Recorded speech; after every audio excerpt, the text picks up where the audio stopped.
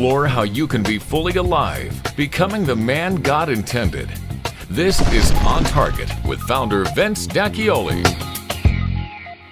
Hello, how you doing? And welcome to this episode of On Target. In this show and the next show, we're going to be dealing with facing trials in life. Do you have trials?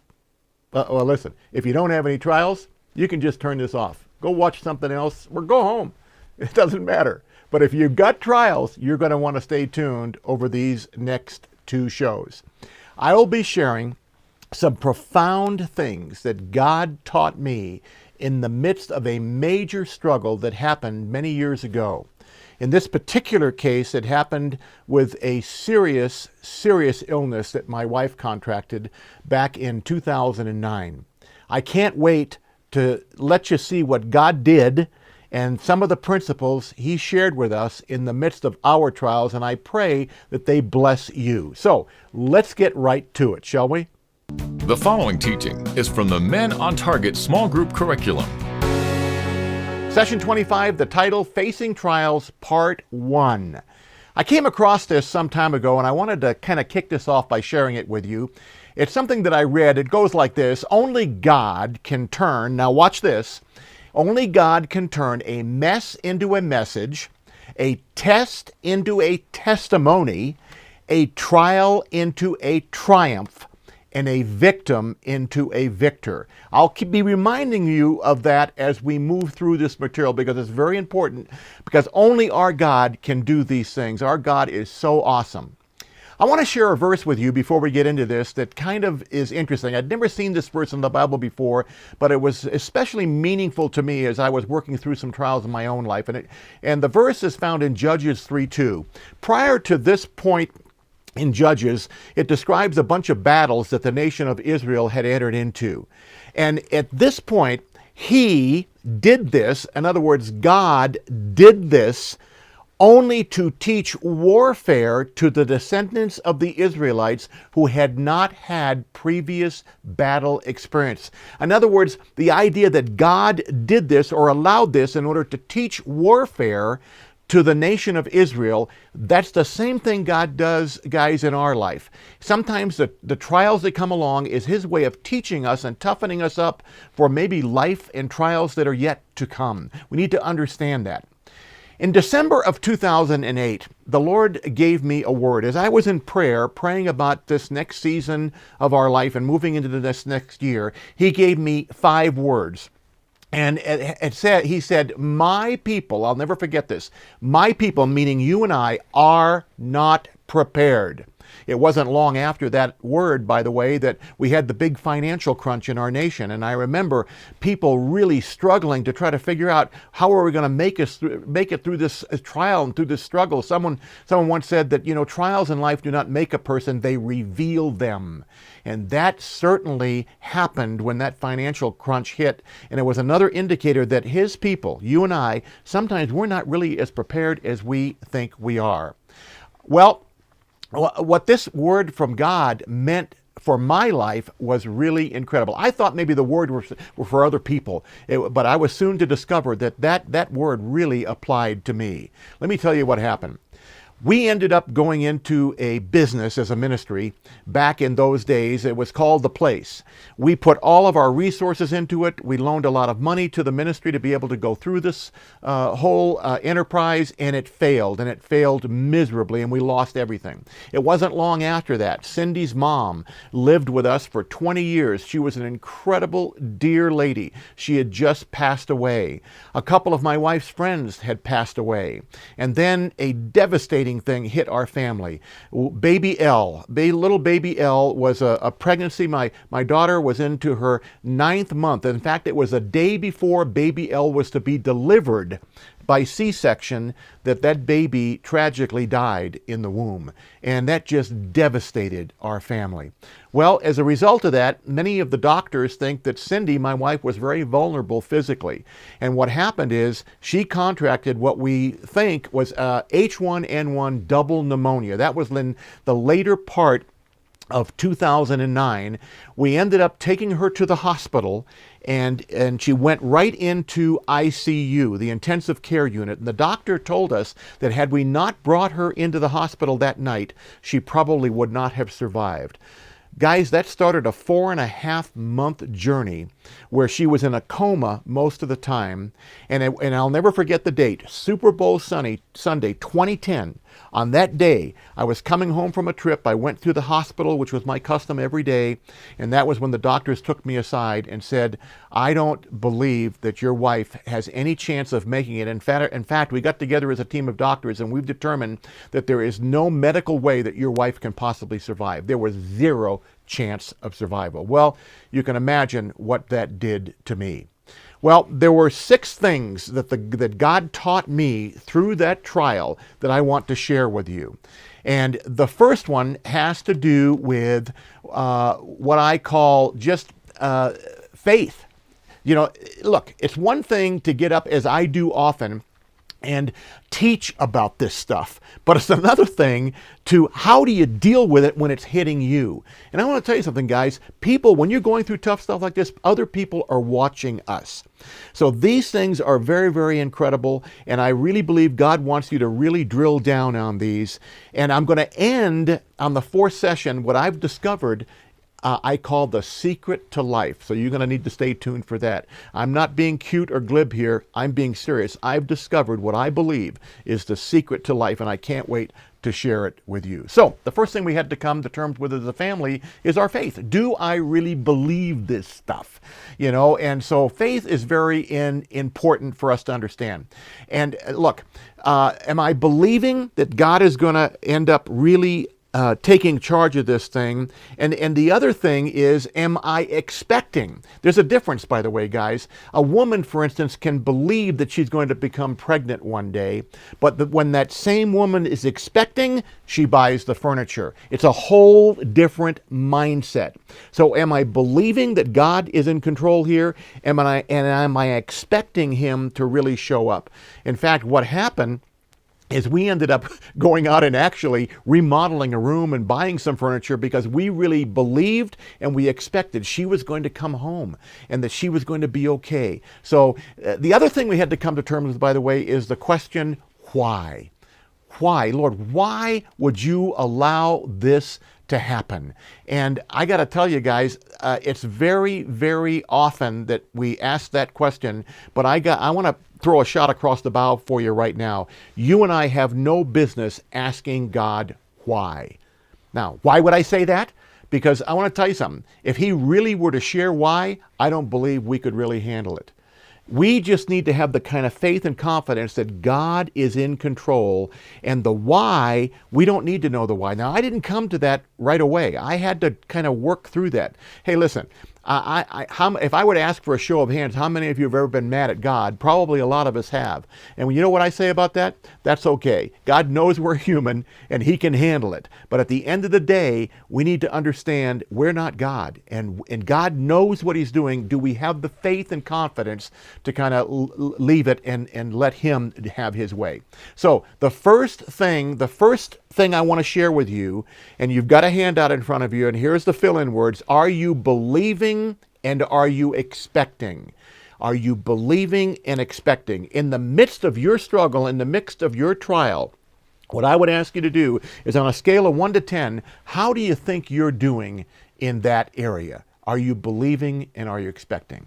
The second thing, I'm driving to the hospital. And by the way, I just got to tell you this up. I believe God lives in the backseat of my Avalanche, because the times I heard God the most clear, and tragically for many of us, the times we really do hear God is when we're really broken.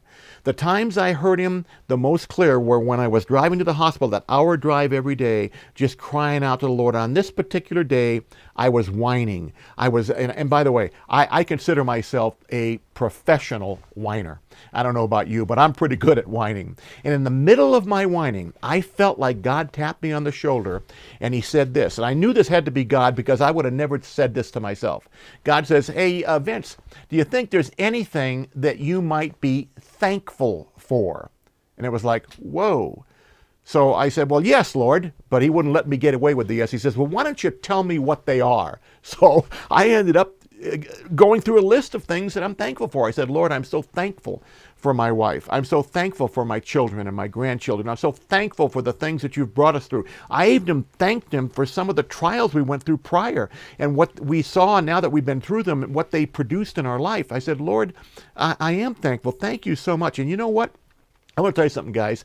It is very difficult to whine and to go down a list of the things that you're thankful for. And I believe nothing pleases God more than when we go to him in the midst of our trial and we say, Lord, I know this hurts. I know I'm in the middle of my trial, but I am so thankful for these things. I believe it blesses him. So the second thing, do you have a thankful heart? Listen, in the midst of your struggle, ask yourself on a scale of 1 to 10, do you have a thankful heart? Now, what's the life implication for these first two? Here they are. Not believing God is in the midst of your struggle will cause me to question him and seek answers on my own. Let me repeat that. Not believing God in the midst of my struggle will cause me to question him and seek answers on my own. We'll unpack that a little bit more in these next sessions about how we tend to try to control everything. That is not a healthy thing for us to do. Now, life application. Here are your discussion questions. In the midst of your trial, on a scale of 1 to 10, we've already covered this, are you believing and are you expecting? Share that with the men in your group. If you're all by yourself, maybe talk to God. Search your heart. Let God search you and ask and see where you might be on that scale. And then the second thing is, do you have a thankful heart? In the midst of your struggle, and again, share this with the men around your table or in your group. Do you really have a thankful heart, or do you tend to be one of those people that likes to just complain and whine all the time?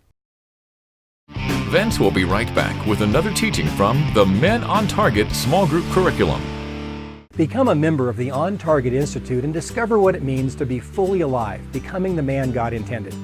Your membership in OTI gives you access to the entire online archive of the weekly OTI men's group sessions, streamed live every Thursday morning at 8:30 Eastern Time from the Jericho Center in Colorado Springs. Your OTI membership also gives you downloadable session notes and on-demand online access of the Men on Target video curriculum created specifically for small group study and personal reflection. OTI members have direct access to question and answer live stream meetings with Vince every month and much more. Go to www.otm.co and click on the OTI membership tab to set up your membership login account. The 1-year OTI membership is available for a pay-it-forward donation of $99 or more. Become a member today.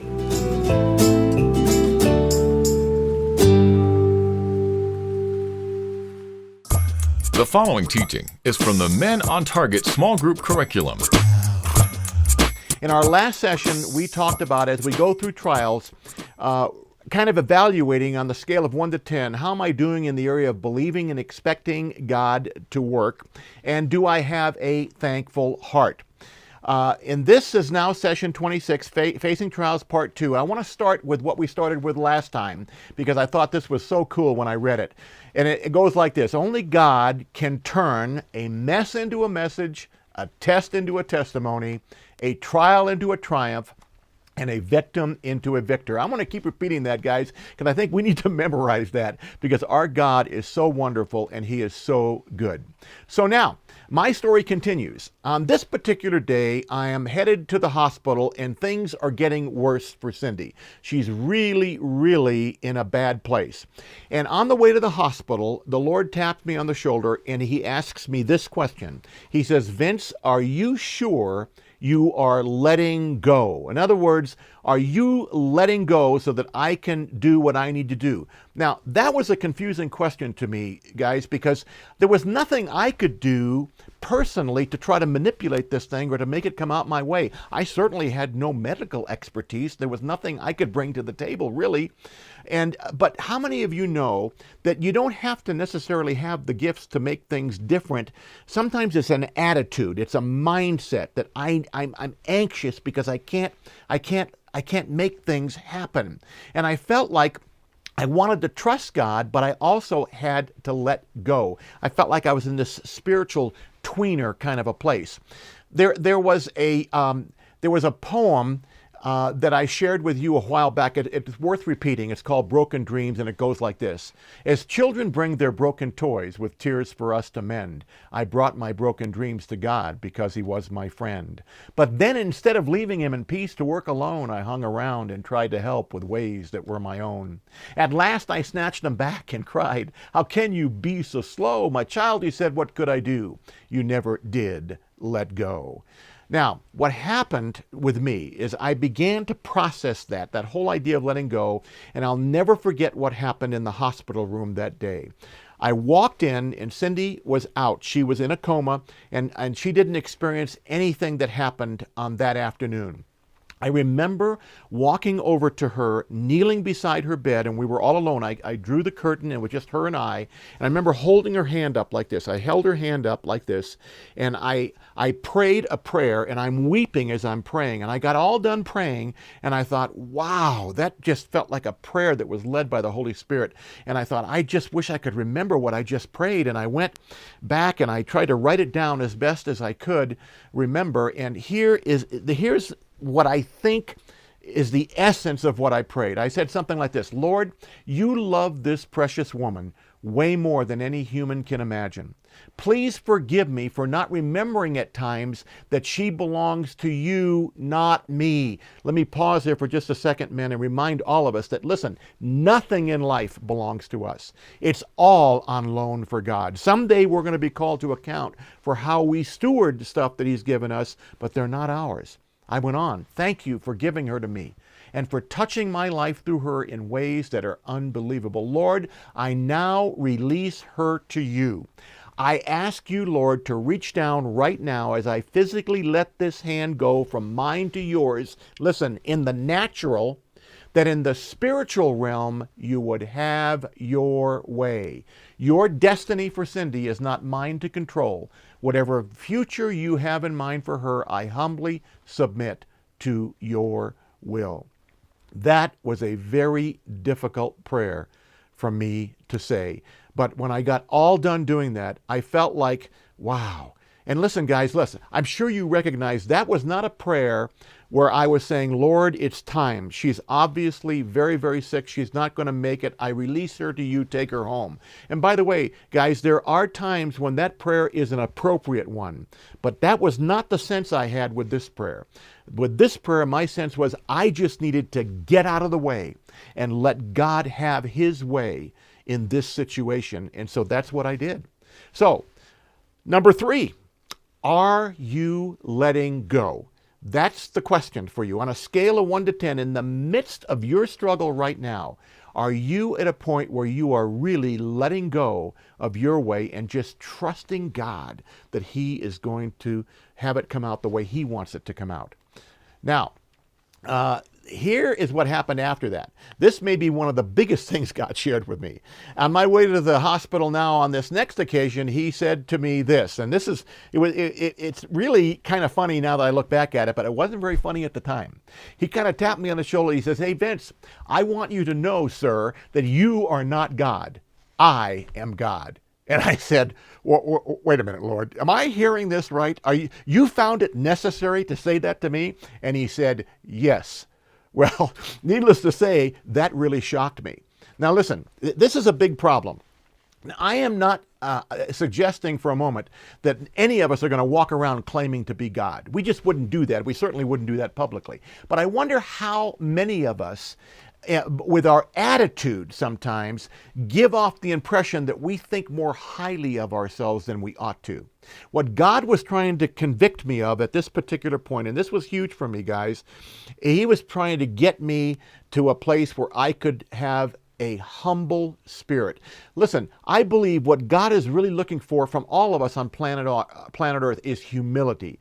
And Jacques Rousseau says this: man makes himself God through pride. God makes himself man through humility. Jesus is an incredibly beautiful picture of that whole idea. He was the most humble person, but yet he was God. And we have to understand where God and we begin and end. And I probably had a real struggle with that. Not probably, I did. And what God was trying to convict me of is to understand that, Vince, this is not about you. Tyrone Edwards says this: humility is not an abject, groveling, self-despising spirit. It is but a right estimate of ourselves as God sees us. A right estimate of ourselves as God sees us. This is incredibly important. I remember it wasn't long after that I was scheduled to do a men's event, up in the mountains outside of Colorado Springs where I live. And I didn't want to go. I was really struggling. And I remember driving up there on that day, and I'm on the way up there in the car. I'm crying, literally crying, because I don't know what's going to happen with my wife. I'm not that far away to where I can't come back. My family actually encouraged me to go. I didn't want to go, but I ended up going. And on my way up there, I'm kind of in the car suggesting, Lord, I don't really have a lot to offer. And I'm just kind of whining, Lord, I don't even know what I'm doing here. And I get this picture again of God in the back seat with a big smile on his face, kind of saying things like, well, Vince, when did you ever think you had anything to offer? It's not about what you have to offer. It's about what I have to offer. And in your brokenness, you will see me come powerfully. And he began to reveal that to me, that it's not about me. My job is to just be there. Now, and so I ended up getting there to the retreat site. There was a group of men there. They all knew my story and what was going on in my life. And I was able to share with them my journey up there in the car. And I said, you know what, guys? I have come to a place now after this experience with God to where I am happy to be with you. I'm excited to be here because I didn't bring Vince with me. And of course, they all laughed, but they all knew exactly what I meant. Listen, guys, when Vince shows up, it's a whole different idea.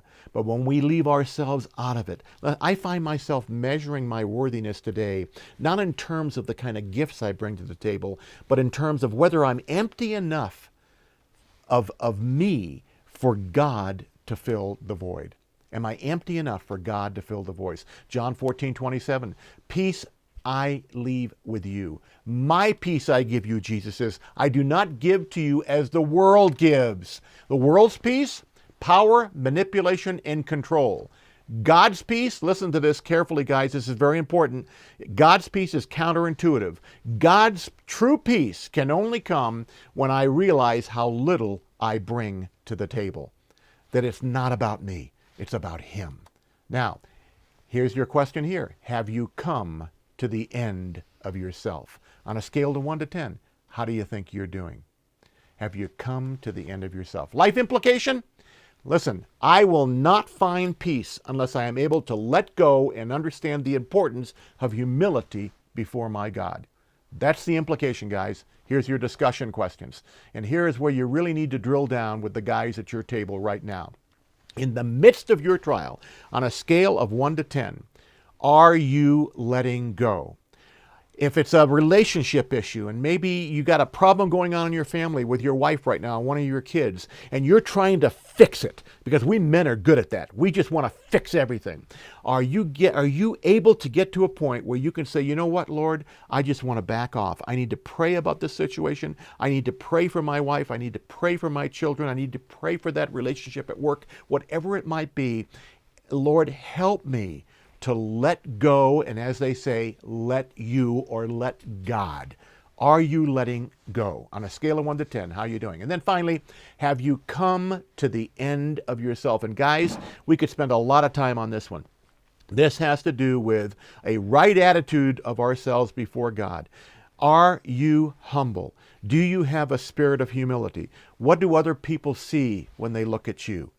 Now, I want you to really drill down on these questions, and I'm praying that God really reveal Himself to you during this time. Fully alive, becoming the man God intended. On Target will continue in a moment.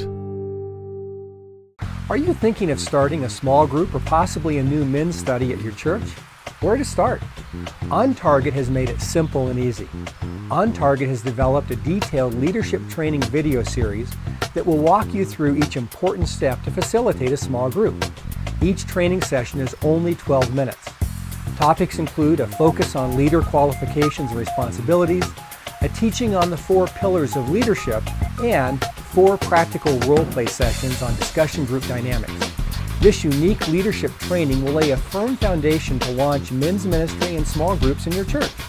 Every pastor and leader should have this practical leadership series in their resource library. This 12-session video training series is now available as a DVD set. Order the On Target Institute Leadership Training DVD sets for $50 at www.otm.co. That's otm.co. Men, for many of you who have been enjoying our video series, you may not know that in 20 years of ministry, On Target Institute live sessions were probably the highlight of everything we've done. We are going to be live streaming these events, so for those of you who are not local and cannot make it to our live sessions, you can go ahead and sign up at otm.co. Visit our website. All the information will be there on how you can sign up and receive these streaming sessions. Hello, welcome back. In this program, the first part, we dealt with believing and expecting. In the midst of your struggle, are you believing and expecting God to work? And do you have a thankful heart? In the second part, we dealt with the idea of letting go. Are you letting go of your wanting to fix things or make things happen? And have you come to the end of yourself? The whole idea of humility. I hope that these points have really been able to drill down into your circumstances, and I pray that God has really revealed some truths to you that you're really going to be able to apply in your life, because I'm with you. Tough stuff is hard to navigate. Without God, I think it becomes extremely, extremely difficult. In this next show, we're going to be dealing with the last 2 principles that he taught me, and in the wrap-up, I'm going to share with you what I have discovered is the secret to life. Now, I really want you to get excited about this, and I'm not saying the secret to life in some cute or glib kind of way. I am sincere. I believe God showed me, in the midst of all of this, the real secret to life, and I cannot wait to unpack that for you. So until our next show, may God richly bless you. On Target Ministries is on the air thanks to the generous support of our faithful partners and friends. Your pay-it-forward gift of any amount makes it possible to get this practical discipleship teaching to men around the globe. Please send your tax-deductible donation to On Target Ministries at P.O. Box 1654, Monument, Colorado 80132. That's On Target Ministries, P.O. Box 1654, Monument, Colorado 80132. Or you can donate online at otm.co. Again, that's otm.co. Please sign up for our free emails at otm.co. That's www.otm.co.